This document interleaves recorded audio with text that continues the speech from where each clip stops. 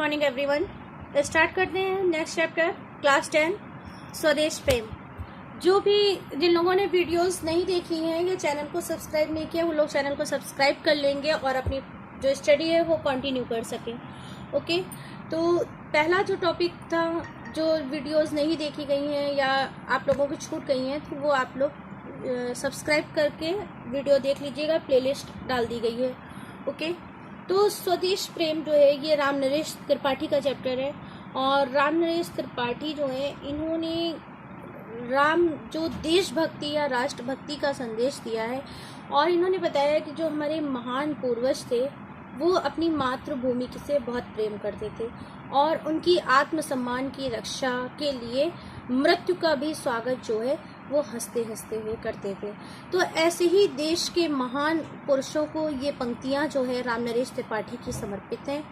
और देश के लिए जो बलिदान होता है वही अमर कहलाता है। तो पंक्तियों को देखते हैं। अतुलनीय जिसके प्रताप का साक्षी है प्रत्यक्ष दिवाकर, घूम घूम कर देख चुका है जिनकी निर्मल कीर्ति निशाकर। कहते हैं अतुलनीय है अर्थात जिसकी तुलना न की जाए, प्रताप माने महिमा की। तो राम नरेश त्रिपाठी जी कहते हैं कि हमें उन पूर्वजों का स्मरण करना चाहिए जिनके अनुपम प्रताप का साक्षी जो है वो प्रत्यक्ष दिवाकर है। दिवाकर माने होता है सूर्य, कि जिनके जो प्रत्यक्ष सूर्य जो है आज भी उनके पराक्रम की, उनके वीरता की गुणगान कर रहा है। घूम घूम कर देख चुका है जिनकी निर्मल कीर्ति निशाकर। निशाकर माने होता है चंद्रमा। कहते हैं कि ये वही पूर्वज थे जिनकी स्वच्छ और निर्मल कीर्ति को अर्थात उनके यश को ये चंद्रमा भी जो है वो देख चुका है। अर्थात कहने का अर्थ है कि जो भी वीरता के गुणगान है उसमें प्रकृति जो है वो पूरी तौर से साक्षात गवाह के रूप में शामिल है। देख चुके हैं जिनका वैभव। कहते हैं कि हमारे पूर्वज ऐसे थे जिनके ऐश्वर्य को, वैभव माने होता है सुख संपन्नता, ऐश्वर्य। कहते हैं कि उनके वैभव को ये नभ के अनंतगढ़, कहते हैं कि आकाश के जो तारों का समूह है ये बहुत पहले देख चुका है। अनगिनत बार सुन चुका है नव जिनका विजय घोष रण गर्जन। कहते हैं कि कई कई गणनाओं के बाद, कहते हैं कि ऐसी कोई भी गणना नहीं की जा सकती है कि जिनके विजय घोषों को, कहते हैं कि जो उनके यश का गुणगान है, उनकी युद्ध की गर्जनाओं को ये जो आकाश है ये भी कई कई बार सुन चुका है। कहने का अर्थ है कि हमारे जो पूर्वज थे जिन्होंने भारत को स्वतंत्र कराने के लिए, भारत के आत्मसम्मान के लिए प्रयत्न किया, उनका जो चरित्र है, उनके पूर्वजों का जो यश है, जो वैभव है, ये आज भी अपने आप में अभूतपूर्व है। अर्थात एक अपनी अनोखी छटा के लिए, एक नई पीढ़ी के लिए नवयुग का संचार है।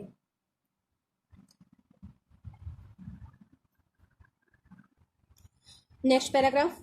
शोभित है सर्वोच्च मुकुट से जिनके दिव्य देश का मस्तक, गूंज रही हैं सकल दिशाएं जिनके जय गीतों से अब तक। तो कवि कहते हैं कि हमारा भारत देश जो है वो पूर्वजों का देश है। कहते हैं कि इसका मस्तक जो है वो हिमालय रूपी सर्वोच्च मुकुट से सुशोभित है। जानते हैं कि भारत की उत्तरी सीमा में हिमालय है। तो कहने का अर्थ है कि हमारा भारत देश जो है इसके मस्तक पर हिमालय रूपी सर्वोच्च मुकुट जो है वो सुशोभित हो रहा है। जिनके दिव्य देश का मस्तक, कहते हैं कि ऐसा मस्तक जो है जो अपने आप में ही एक अलौकिक सुंदरता है।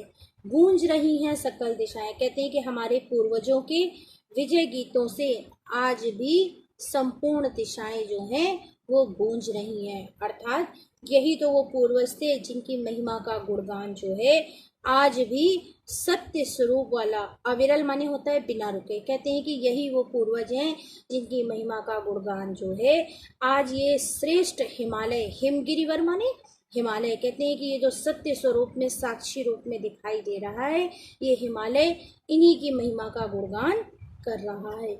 उतरा करते थे विमान दल जिनके विस्तृत वक्ष स्थल पर। कहते हैं कि हिमालय का भी एक अपना इतिहास है कि जो बड़े बड़े विमान थे, जो आवागमन के साधन थे, ये भी समूह बनाकर हिमालय के वक्षस्थल पर अर्थात हिमालय के हृदय पर उतरा करते थे। अर्थात कहने का अर्थ है कि भारत जो है वो प्राचीन काल से ही संपदाओं का देश रहा है अर्थात भारत में ऐसे महान पुरुषों ने जन्म लिया है कि जिनसे आने वाली नई युग की नई पीढ़ी को अपने जीवन का संदेश लेना चाहिए।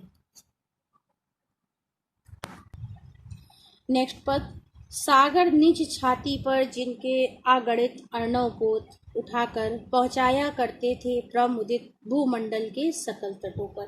अब कवि कहते हैं कि भारत जो है अतीत से ही आदर्शवादी रहा है, कि मतलब भारत में एक आदर्शवाद की स्थापना हुई थी। कहते हैं कि भारत का गौरव ही अपने आप में भारत की संस्कृति की पहचान है। कहते हैं कि सागर निज छाती पर, कहते हैं कि भारत जैसी जो विशाल सागरीय क्षेत्र हैं कि जिनका अतीत काल में बहुत ही उन्नत व्यापार था। कहते हैं कि सागर के तटीय इलाके जो हैं भारत के लिए व्यापारिक दृष्टि से बहुत ही उपयोगी रहे हैं। कहते हैं कि इस देश में समुद्री जहाज जो है वो वक्षस्थल पर घूमा करते थे। कहते हैं कि भारत की जो जमीन है उसके जो तटीय इलाके हैं उन पर ये देश के जो सभी जहाज है अगणित अर्णवपोत, अर्णवपोत माने होता है समुद्री जहाज, कहते हैं कि ये अगणित है। कहते हैं कि इतनी आवागमन हुआ है इन सागर के तटीय इलाकों पर कि इनकी गणना भी नहीं की जा सकती है। पहुंचाया करता था प्रमुदित, प्रमुदित माने होता है प्रसन्न। कहते हैं कि भारत जो है प्रसन्नता पूर्वक अपनी तटीय इलाकों के साथ भूमंडल पर, कहते हैं कि संपूर्ण पृथ्वी पर अपना व्यापार किया करता था। नदियां जिसकी यश धारा सी बहती हैं अब निश्वासर, कहते हैं कि यही वो भारत देश है कि जिस देश में निर्मल जल धाराएं जो हैं दिन रात बहती हैं। निशिवासर माने होता है दिन रात, निशी माने होता है रात, वासर माने दिन। कहते हैं कि ऐसी निर्मल जल धाराओं वाली जो हैं अनेक नदियां हैं जो दिन रात बहा करती हैं। ढूंढो उनके चरण चिन्ह भी पाओगे तुम इनके तट पर। तो कवि कहते हैं कि ये वही पूर्वज हैं, अगर इनको ढूंढने का प्रयास करोगे तो इनके कर्मों के जो पद चिन्ह हैं, इनके जो चरणों के चिन्ह हैं वो तुम्हें इन्हीं तटीय सागरों के किनारों पर मिलेंगे। कहते हैं कि यदि तुम खोज सकते हो तो इन महान पूर्वजों के चरण चिन्ह तुम पा सकते हो। अर्थात कहने का अर्थ है कि हमारे भारत का अतीत जो है वो गौरवशाली था।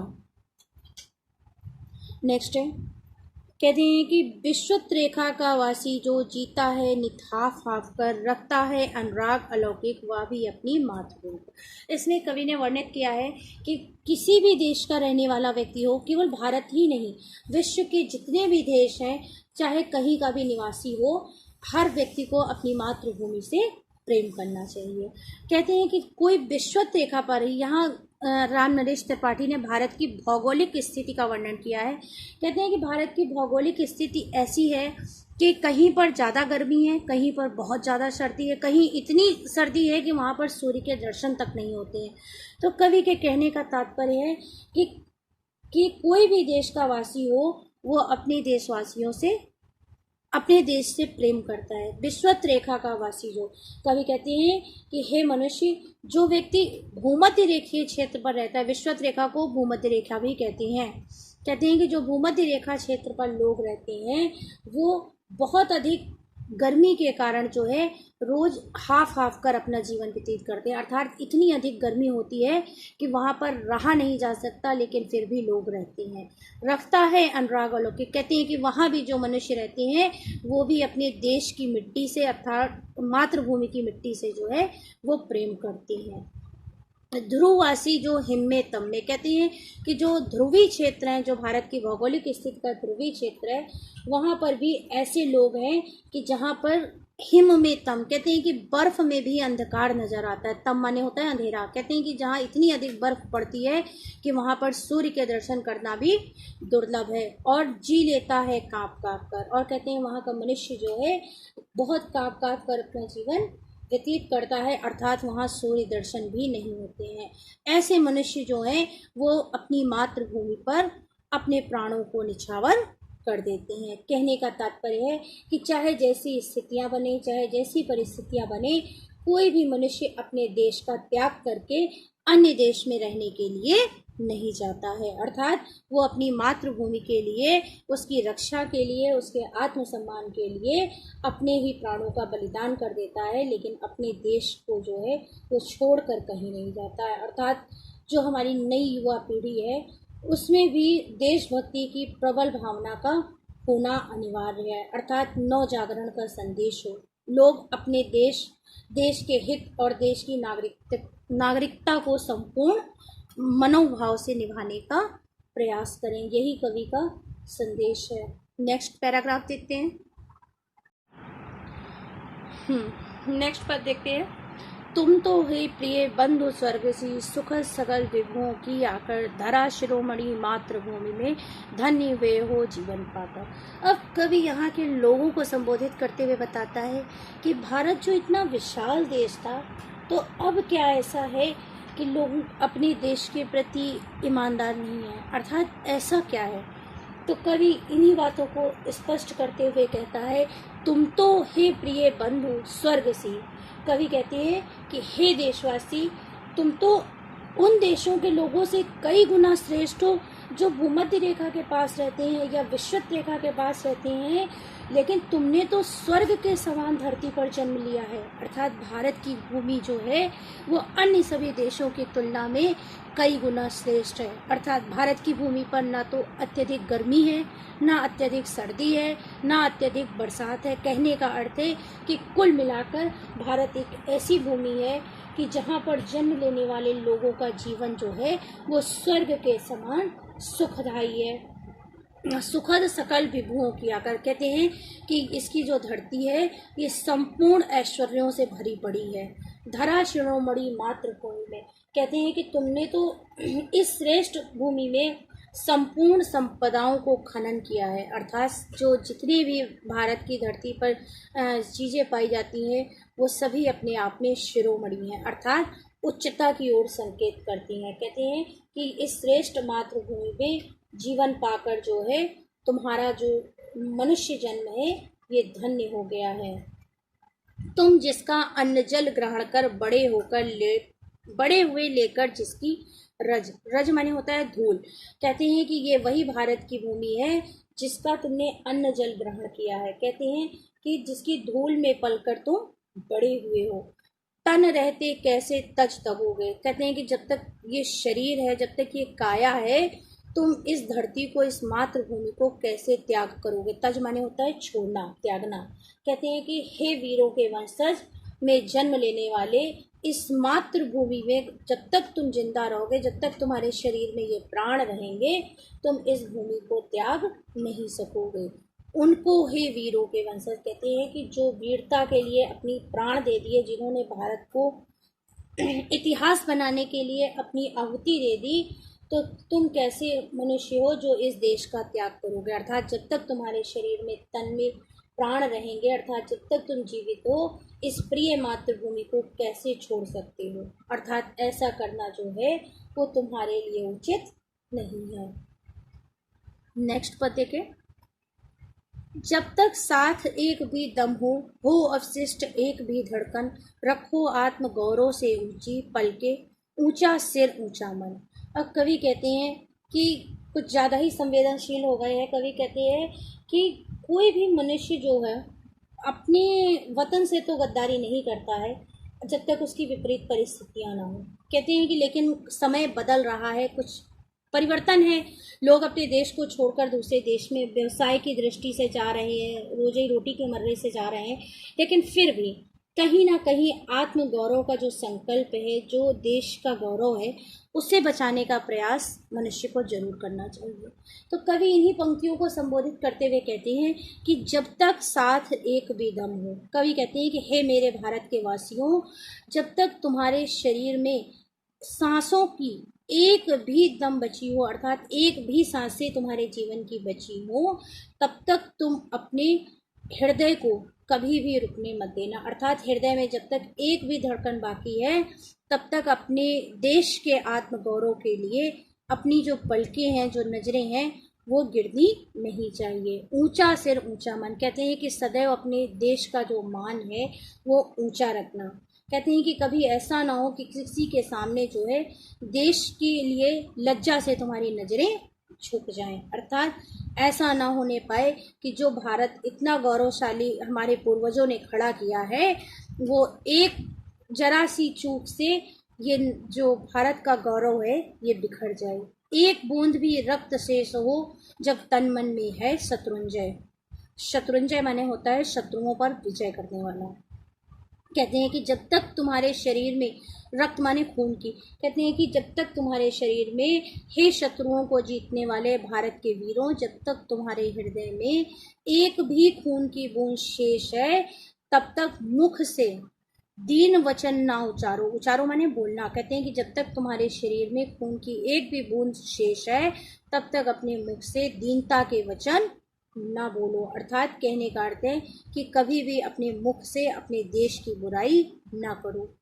मानो नहीं मृत्यु का भी भय। कहते हैं कि चाहे कुछ भी हो जाए, लेकिन मनुष्य को राष्ट्र प्रेम के आगे मृत्यु से भी डरना नहीं चाहिए। अर्थात कहने का अर्थ है कि राष्ट्र प्रेम की भावना जो है वो सभी भावनाओं से सर्वोपरि होती है। मतलब मनुष्य किसी भी धर्म से आता हो, जाति से आता हो, हिंदू है, मुस्लिम है, सिख है, ईसाई है, कुछ भी हो जाए, लेकिन हे शत्रुंजय, हे शत्रुओं पर विजय प्राप्त करने वाले भारत के वासी, कभी भी तुम्हें मृत्यु का भय नहीं होना चाहिए, क्योंकि मृत्यु आखिरी सत्य है। कहते हैं कि मृत्यु ही जो है मनुष्य का आखिरी विकल्प है।